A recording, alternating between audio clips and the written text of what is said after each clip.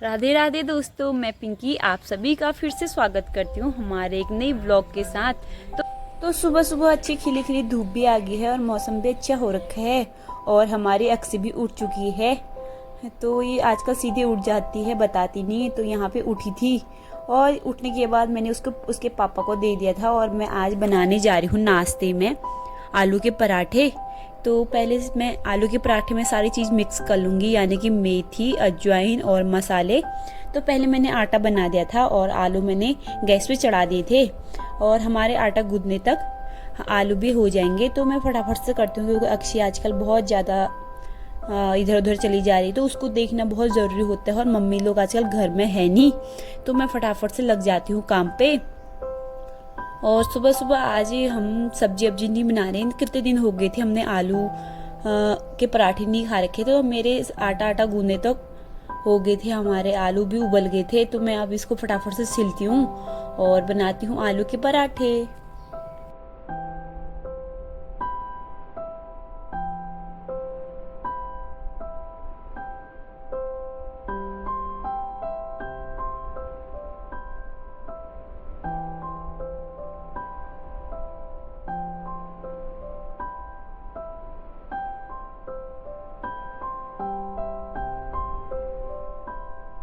तो मैंने सारे आलू को अच्छे से छिल के अब इसमें मैं मसाले डालूंगी और इसको अच्छे से मैच कर दूंगी बिल्कुल, ताकि हमारे आलू के पराठे फटे ना। तो बिल्कुल अच्छे से मैच करने के बाद मैंने एक गिलास से इसे अब इसमें मसाले ऐड कर रही हूँ, थोड़ा सा कसूरी मेथी जो कि हमारे पराठों का स्वाद और बदल देती है। तो ये देखिए बिल्कुल अच्छे से मैंने इसको बिल्कुल मैच कर दिया है।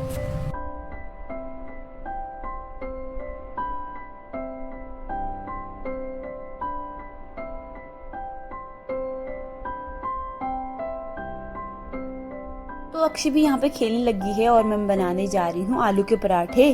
तो सबसे पहले हम आलू को आटे के अंदर रख देंगे और इसको बिल्कुल थोड़ा सा कटोरी टाइप का बना के इसमें आलू भर देंगे और उसके बाद हम पूरा गोल लोई जैसा बनाएंगे। उसके बाद हम आराम आराम से इसको बेलेंगे ताकि आलू हमारे बाहर ना आए और अच्छे से बन जाए।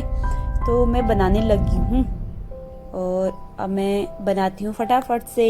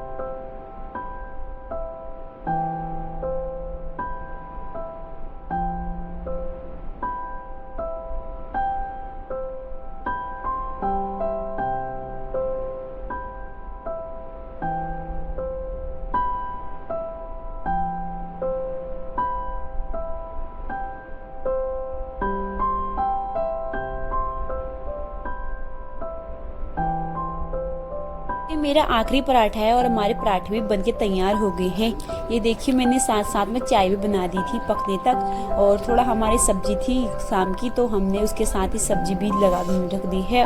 और मेरे हस्बैंड जी को सॉस तो बहुत ज़्यादा पसंद है। तो मौसम भी बाहर काफ़ी अच्छा हो गया था और एक साइड से आसमान में बादल आने लग गए थे।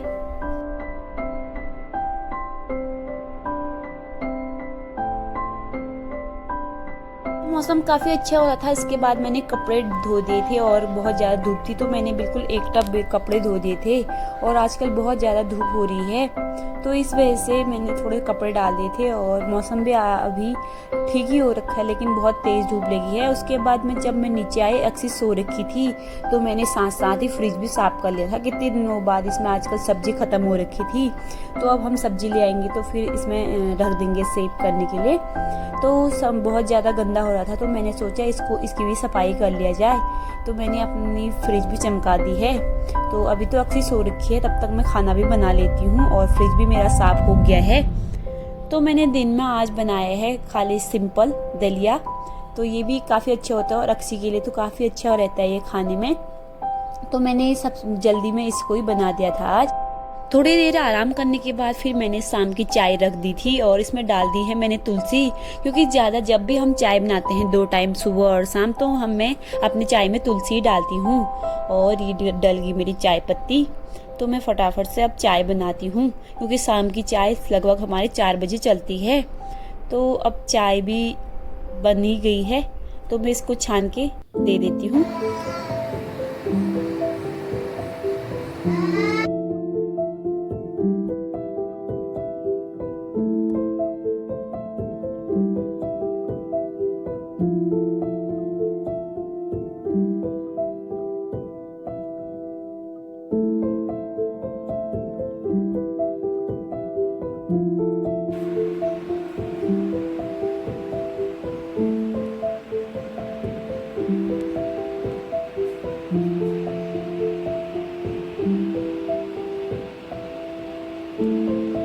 तो 4 बजे थे तो फिर मैंने सोचा थोड़ा सा हम ब्रेड पकोड़े, हमारे अंदर थे ब्रेड और वो भी खाली ख़राब हो रहे थे क्योंकि मैं सुबह शाम खाना ही बनाती हूँ तो ब्रेड खाली अंदर अंदर ख़राब हो रहे थे। तो इस वजह से उसकी डेट एक्सपायर होने के पहले ही मैंने इसको बना दिया था।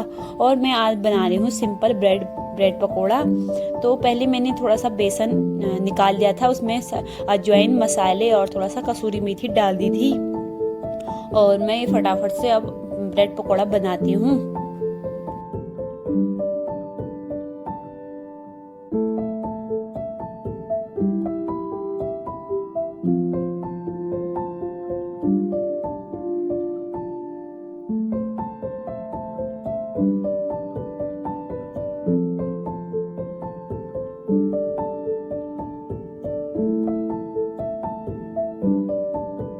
आजकल हम घर में 2 ही जने होने की वजह से हमें खाना भी कम ही बनाना पड़ता है। तो ब्रेड पकौड़ा थोड़ा सा बनाएंगे 2 तो मैं फटाफट से बना लेती हूँ क्योंकि इसमें ज़्यादा टाइम नहीं लगता। लगभग 10 या 15 मिनट में ये बन के तैयार हो जाता है।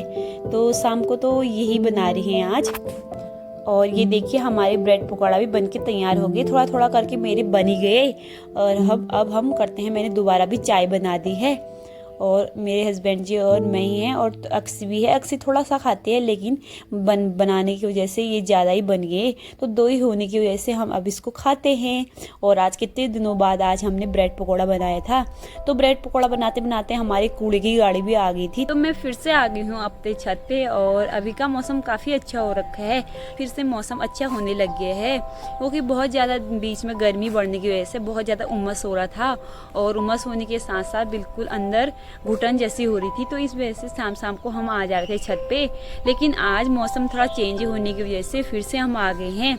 और शाम को लोग बच्चे खेलने के लिए ग्राउंड पे भी आ गए हैं। और बच्चे खेलने मतलब जो वॉक वॉक करते हैं तो वो भी अपने शाम को अपने टाइम पे आ गए हैं सब लोग यहाँ को। तो मौसम काफ़ी अच्छा हो रखा है, सुहावना। और बारिश आने की वजह से और ज़्यादा ठंडा हो गया है।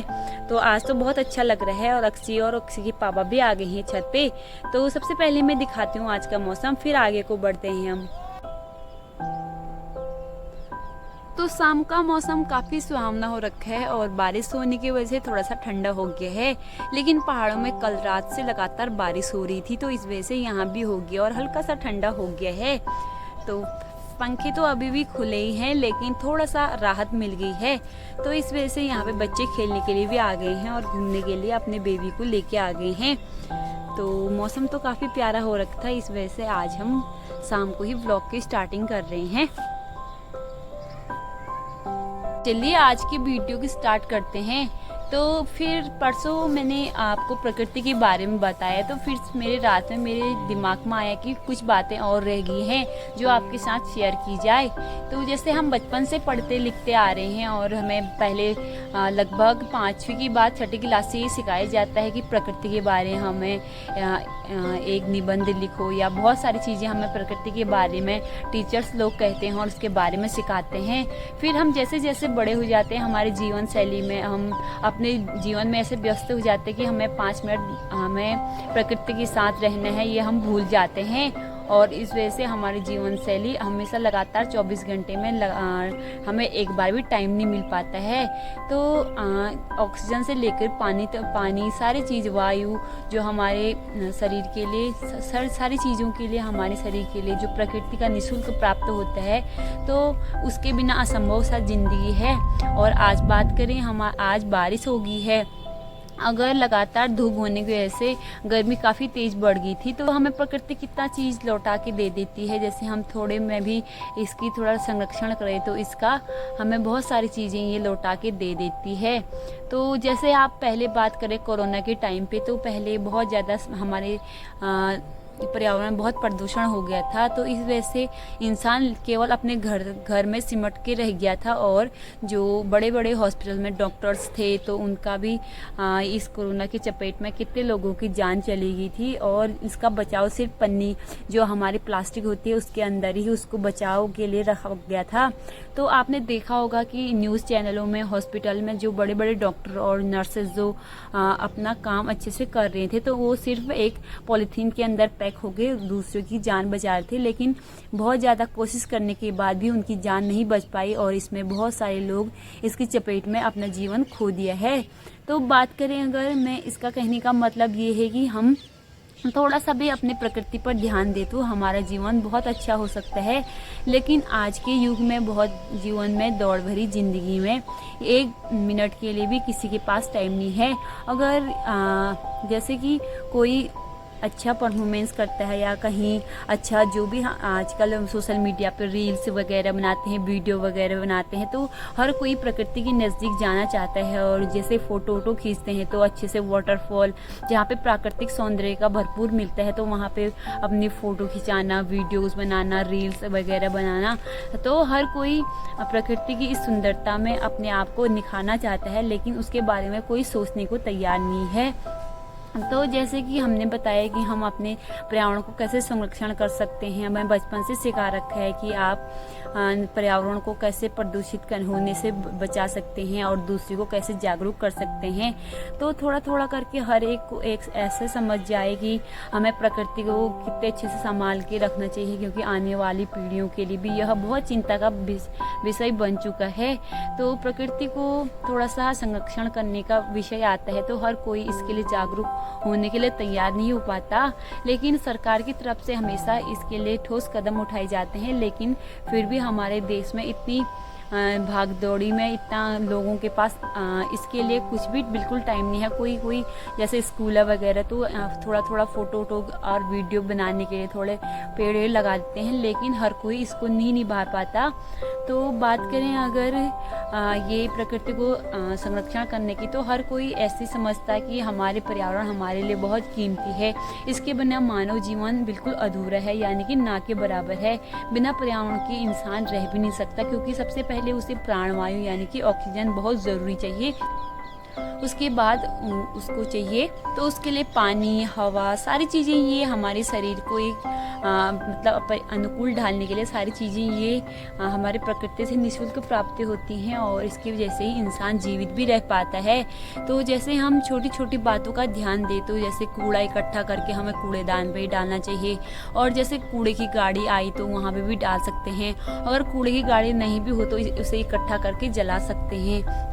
और दूसरे को, जैसे आजकल छोटे से बच्चों से लेकर बड़े चीज़ों, जो भी खाने की चीज़ें होती हैं, हर चीज़ पैकेट में बंद होके आते हैं। तो पैकेट का कम से कम यूज करके अगर आ भी जाए तो हर किसी को समझाना चाहिए कि जो भी पैकेट वाली चीज़ें होती हैं बच्चों के खाने से ज़्यादा तो बच्चों के खाने की चीज़ें होती हैं, तो इसको कम से कम खाया जाए, अपने स्वास्थ्य को भी ध्यान में रख के, और इसका जो पर्यावरण प्रदूषण हो रहा है उसके लिए भी ध्यान में रख के हमें इस चीज़ का विशेष ध्यान रखना चाहिए कि हमें जो सारी चीज़ें कूड़ा होता है वो डस्टबिन में ही डालें, और डस्टबिन के द्वारा अगर कहीं ना भी हो तो उसे इकट्ठा करके एक जगह इकट्ठा होकर उसे आग लगा दें।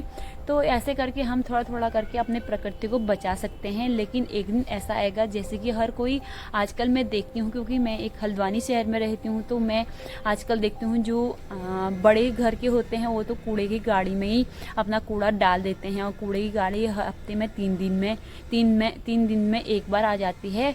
लेकिन हर कोई वो कूड़े की गाड़ी नहीं लगाता है आजकल। तो पता नहीं आदमी क्या सोचते हैं कि पर्यावरण उन्हीं सब चीज़ उनका ही है। लेकिन जो छोटे छोटे जो यहाँ पे लेबर लोग काम करते हैं, और जो छोटे छोटे जिनके घर हैं, मतलब जो वैसे कोई आर्थिक रूप से सही होता है, फिर भी वो कूड़े की गाड़ी नहीं लगाते, जाते जाते वो सीधे रोडों पे या रोड जो गधेरे होते हैं, छोटे छोटे नौले, उसमें फेंक देते हैं। तो मुझे ऐसा लगता है कि हर लोगों को यही जागरूक होना चाहिए कि हमेशा हमें कूड़ा कूड़ेदान पे ही डालना चाहिए। लेकिन आज के जीवन में हर किसी को समझा पाना इतना आसान नहीं है, और एक की बस की बात नहीं है। अगर सारे लोग एकत्रित होकर और सब लोग इसको जान के, तो सब लोग एक दूसरे को समझा के ये काम मुमकिन हो सकता है। तो यहाँ पे जैसे भी हम नीचे हमारे बगल से जो मेन रोड है वहाँ पे छोटा सा नहर टाइप का है, तो उसमें सारे जो भी यहाँ के जो हमारे नीचे पीछे साइड को जो भी लोग रहते हैं, तो जैसे इधर उधर ऑफिस या बाजार साइड जाते हैं तो अपने हाथ में एक पॉलीथीन पकड़ के उसमें कूड़ा वूड़ा डाल के वो ऐसे ही फेंक देते हैं। तो मुझे बहुत बुरा लगता है तब, क्योंकि वो प्लास्टिक है, माना जाता है कि यह 1400 साल पुराना हो के भी ये बिल्कुल मतलब नष्ट नहीं होता, ये जैसा कि वैसा ही रहता है। तो प्लास्टिक बहुत गंदा मतलब बहुत प्रकृति को बहुत घातक नुकसान पहुंचाता है। तो इस वजह से हर लोग यही जागरूक हो जाए, और हर लोगों को समझा पाना हर एक की बात की बस नहीं है। सब लोग एक साथ एकत्रित होके ये काम को मुमकिन करने के लिए हो सकता है। और जैसे मोदी जी ने कितनी सारी योजनाएं चला रखी है, जैसे नमामि गंगे, सारी चीज़ें, ये स्वच्छता अभियान के बारे में बहुत सारी अभियान भी खोल रखे हैं। लेकिन पहले 2-4 दिन या 6-7 दिन रहता है, फिर उसके बाद सारे लोग भूल जाते हैं और अपने जीवन में इतने व्यस्त होते हैं कि उसके बारे में बिल्कुल एक पल भी नहीं सोचते हैं। तो मेरा यही आज का टॉपिक यही है कि हमें अपने पर्यावरण को संरक्षण करना है, क्योंकि लगता है जैसे हमें कल बहुत ज़्यादा बारिश हुई, मतलब धूप हुई, तो इस वजह से आज बारिश हो गई है। और बारिश भी ऐसी हुई कि थोड़ा थोड़ा हुई, बिल्कुल मतलब गर्म, हल्का सा एहसास कम हो गया है। लेकिन अगर थोड़ा सा और बारिश होती तो इतना गर्मी हमें नहीं लगती। तो इस वजह से मुझे हमेशा मेरे दिमाग में ये ख्याल आता है कि हमें प्रकृति कितना चीज़ देती।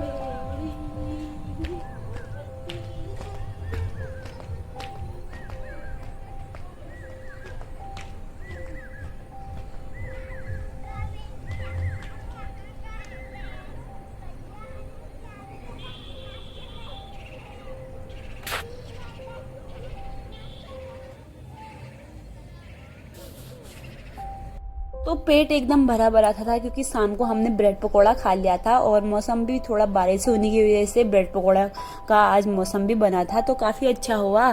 तो उसके बाद पेट भरा भरा था तो मैंने खाली दो रोटी मेरे लिए, दो रोटी उनके लिए बना दी थी और मेरी रोटी भी बन के तैयार हो गई है। तो अब हम खाते हैं।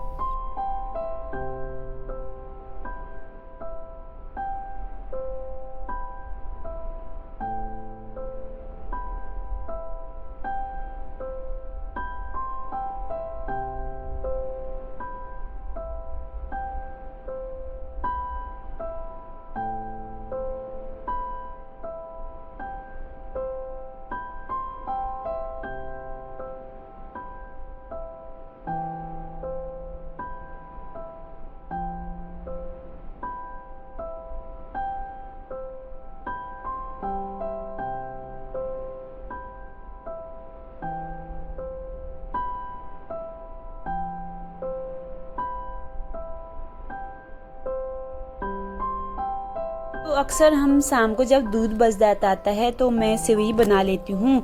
तो रोटी बनाने के साथ साथ मैंने सेवई भी बना दी है और हमारी रोटी भी बनके तैयार हो गई है। अब हम इसको खाते हैं और आज की ब्लॉग को बस यहीं पे एंड करते हैं और जल्दी ही मिलते हैं आपको फिर से एक नए ब्लॉग के साथ। तब तक अपना ख्याल रखिए। Bye bye.